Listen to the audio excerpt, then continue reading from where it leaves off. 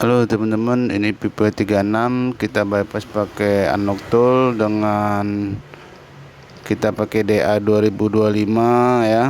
Kita klik bypass FRP dan ini locknya sudah selesai ya. Ini dia preloader outnya, kita centang, kita pilih yang 2025 itu locknya sudah selesai. Ini dia handphonenya sudah hidup kembali dan kita akan masuk ke menu ya teman-teman. Ini tinggal kita oke-okekan saja. Jadi dalam proses ini terkadang ada memakan waktu yang sedikit agak lama ya, agak beberapa menit, jadi harap bersabar. Dan ini tipe y36 5G ya, berhasil dengan menggunakan unlocktool.